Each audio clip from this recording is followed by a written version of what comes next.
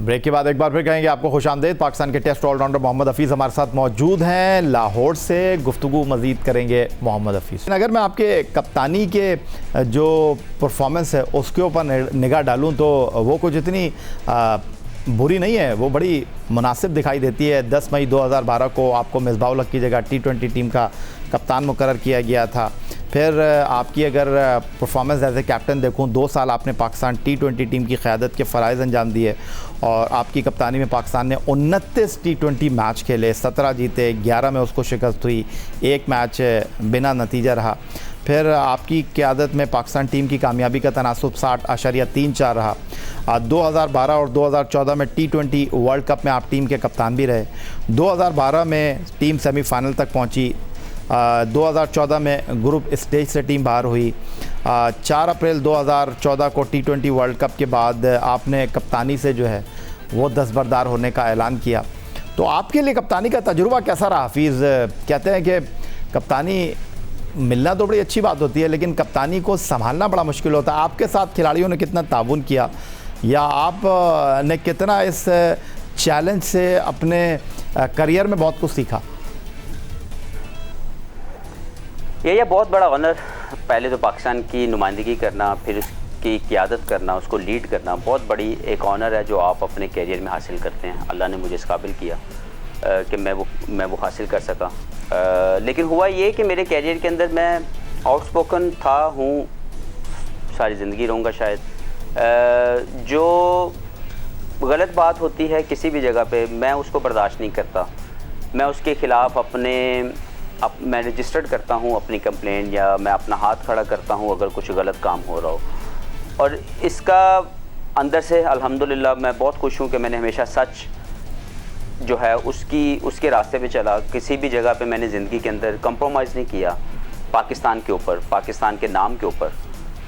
तो इसी तरीके से जो मेरा कैरियर है, जो आप बता रहे हैं कप्तानी के हवाले से, कि मैं कप्तान था, मेरी परफॉर्मेंसेस भी बहुत स्ट्रॉन्ग थी। मैं परफॉर्मर कप्तान था, परफॉर्म करके मैचेस जितवाता था। अगर आप तमाम देख लें, मेरे एज ए कैप्टन मैंने जितने भी मैचेस खेले हैं, मेरी परफॉर्मेंसेस में एज ए कैप्टन सबसे ज़्यादा बेहतर होती थी।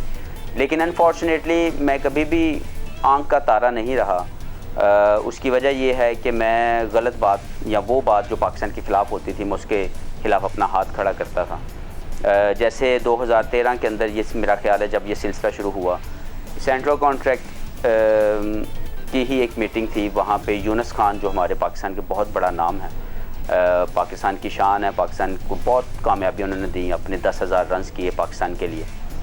और शाहिद अफरीदी जो पाकिस्तान के हर दिल अजीज़ और बहुत ही बेहतरीन ऑलराउंडर जिन्होंने पाकिस्तान की बहुत सर्विसेज दी, इनको बी कैटेगरी देने के बारे में मीटिंग हुई। लाइक सेंट्रल कॉन्ट्रैक्ट था, तो मेरे सामने जब, क्योंकि मैं भी कप्तान था, मैं भी उस मीटिंग में, एक ही मीटिंग में गया हूँ, उसके बाद मुझे नहीं बुलाया गया।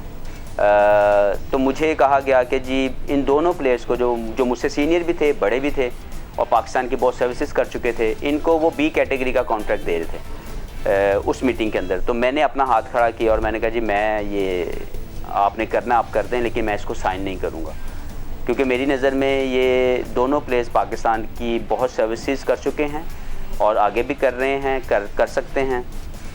इनको बी कैटेगरी देना मैं समझता हूँ कि ज़्यादती होगी। तो तब से मैंने जो अपना हाथ खड़ा किया, तब से लेके फिर मैं उस सेटअप से इंतज़ार किया जा रहा था कि कुछ ऐसा हो जहाँ मुझे हटाया जाए। अच्छा हफीज़, आपने कप्तानी की, लेकिन दूसरी तरफ आप भी बहुत सारे लोगों की कप्तानी में खेले। और अगर मैं उन साबिक कप्तानों की बात करूं, आपसे पूछूं कि आप किसकी कप्तानी में खेलकर ज़्यादा कंफर्टेबल रहे, या जिसकी कप्तानी में आप खेले उसके बारे में आप क्या कहते हैं?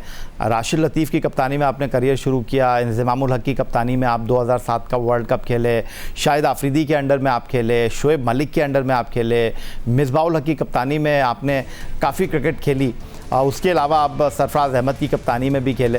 तो अगर मैं आपसे पूछूं कि आपकी नज़र में कोई ऐसा कप्तान जो आपकी नज़र में बेहतर कप्तान है? अब आप बाबर आजम की कप्तानी में भी खेल रहे हैं।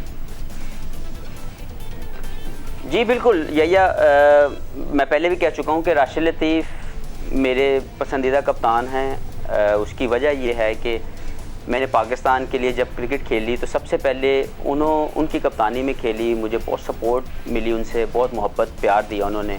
दुआएं दी पाकिस्तान के लिए लंबा कैरियर अचीव करने के लिए, तो वो मेरे पसंदीदा कप्तानों में से एक हैं। इसके साथ मैं मिसबा की कप्तानी में मैंने अपने आप को बहुत इंजॉय किया, क्योंकि मिसबा के साथ मेरा कैरियर फर्स्ट क्लास लेवल से हमने इकट्ठा खेला, तो अंडरस्टैंडिंग थी, केमिस्ट्री थी ग्राउंड के अंदर।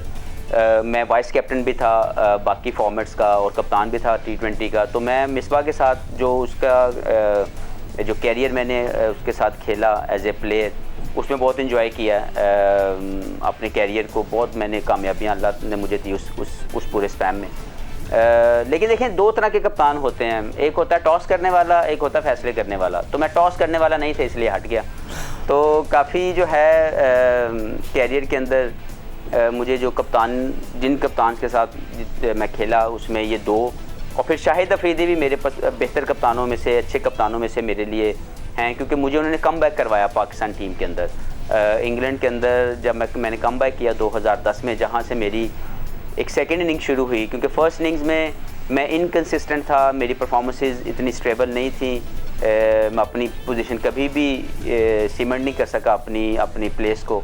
लेकिन 2010 में जब शाहिद अफरीदी ने मुझे रिकॉल किया एज ए कैप्टन और मैं टीम में आया, तब से अब तक अल्लाह ने मेरे लिए आसानी की। तो शाहिद अफरीदी भी क्योंकि मेरे कैरियर का एक जो सेकंड इनिंग्स थी उसका स्टार्ट मुझे उनकी कप्तानी में मिला, तो वो भी मुझे बहुत पसंद है। जिस तरह वर्ल्ड कप खेलना खिलाड़ी के लिए एक बड़ी बात है, उस तरह आईसीसी इवेंट के हवाले से अगर हम बात करें तो बहुत कम ऐसे खिलाड़ी हैं जिन्होंने बड़ी क्रिकेट खेली लेकिन वो ICC world cup, ICC champions trophy या आईसीसी वर्ल्ड T20 में तीनों फॉर्मेट में 2 से ज़्यादा मरतबा खेले हों। लेकिन आप एक लकी प्लेयर हैं जिसको बहुत ज़्यादा आईसीसी इवेंट खेलने का मौका मिला। सिर्फ खेलने का मौका नहीं मिला बल्कि उसने कारकर्दगी का मुजाहरा भी किया।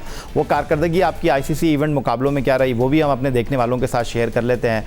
आप ऑस्ट्रेलिया में 2020 में आईसीसी वर्ल्ड कप T20 खेलने के ख्वाहिशमंद हैं, जिस तरह आपने कहा कि मैं उसके बाद शायद इंटरनेशनल क्रिकेट छोड़ दूँ। 11 आईसीसी इवेंट्स आप अब तक अपने करियर में खेल चुके हैं, और आईसीसी इवेंट्स में अगर मैं बात करूं तो 5 T20, 3 champions trophy, 3 world cup आपके क्रेडिट पर मौजूद हैं, जो बड़ी बात है। और 2020 वर्ल्ड कप में अगर आप टीम के लिए मुंतखब होते हैं तो ये आपका 12वां आईसीसी इवेंट होगा। लेकिन उसके अलावा जो आप बात कर रहे हैं कि आपने पाकिस्तान के लिए आफ्टर 2020 जो है वो बॉलर्स की हैसियत से, एक ऑलराउंडर की हैसियत से, एक बैट्समैन की हैसियत से टॉप परफॉर्मेंस दी है। लेकिन शायद ये टॉप परफॉर्मेंस वहाँ बहुत से लोगों को दिखाई दे नहीं रही। दूसरा आपका साल है जिसमें आप सेंट्रल कॉन्ट्रैक्ट में नहीं है। अगर आखिरी 8 मैचों की मैं आपकी कारकर्दगी उठाकर देख लूँ तो वो किसी भी टॉप क्लास बैट्समैन से कम है नहीं। 8 मैचों में 329 रन आपने T20 में पाकिस्तान के लिए 81 की औसत से स्कोर किए हैं। 136 आपका स्ट्राइक रेट रहा है। तो हाफिज़, ये जो आपकी कारकर्दगी मैंने दिखाई है, आखिरी 8 T20 मैचों में 300 से ज़्यादा रन हैं आपके, और बांग्लादेश के ख़िलाफ़ सीरीज़ में आपकी वापसी होती है और आप पाकिस्तान के लिए मैच विनिंग परफॉर्मेंस का मुजाहरा करते हैं। वो कहते हैं कि चिराग बुझने से पहले जो है वो फड़फड़ा रहा होता है। तो ये चिराग बुझने से पहले फड़फड़ा रहा है, या आपका गुस्सा है, या आप अपनी बेहतरीन फॉर्म में हैं और इस फॉर्म में होते हुए आप जो है वो कह रहे हैं मैं टाटा बाय बाय कहकर जाऊँगा टॉप नोट के ऊपर? ये असल में आपको सच्ची बताऊं, ये पिछले जो 8 मैचेस आपने दिखाए हैं, इन 8 मैचेस की प्लानिंग में मैं नहीं था। जब ये सिलसिला शुरू हुआ, तो इसलिए अच्छी परफॉर्मेंस है, कोई बगैर प्रेशर के खेले। तो अल्लाह करे कि ये इसी तरह सिलसिला चलता रहे। नहीं, मैं प्लानिंग में नहीं था। जैसे मैंने आपको बताया कि 2018 में जो न्यूजीलैंड और ऑस्ट्रेलिया के खिलाफ हमने 6 T20s खेले यूएई के अंदर, तो मैं I was not first choice नहीं था उस वक्त की मैनेजमेंट का। तो ऑब्वियसली आपको you always feel as a, क्योंकि हमेशा से चैलेंज को एक्सेप्ट किया है, हमेशा से मुश्किल हालात में, मैं बताता हूँ कि मेरे अंदर से हमेशा से मुश्किल हालात में बेहतर परफॉर्मेंसेस आई हैं। आसानियों में मैंने कोई यहाँ आसान हरीफ के ख़िलाफ़ मैंने कभी इतना कोई बेहतर परफॉर्म नहीं कर सका।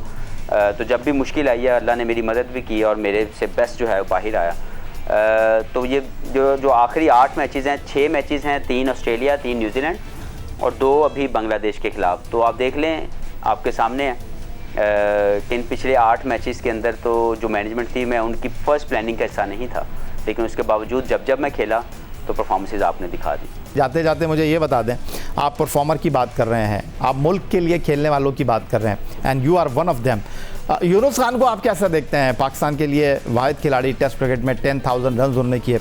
आपको नहीं लगता कि उनकी खिदमत पाकिस्तान क्रिकेट बोर्ड को हासिल करना चाहिए? जी, मैं पहले कह चुका हूँ कि यूनुस खान पाकिस्तान का फ़ख्र हैं। पाकिस्तान के लिए जिस तरह उन्होंने अपना कैरियर टेस्ट क्रिकेट के अंदर 10,000 रन्स करना, उन्होंने पाकिस्तान को वो इज़्ज़त दी, अपना नाम रजिस्टर्ड करवाया और एक रोल मॉडल हैं पाकिस्तान की क्रिकेट हिस्ट्री के अंदर।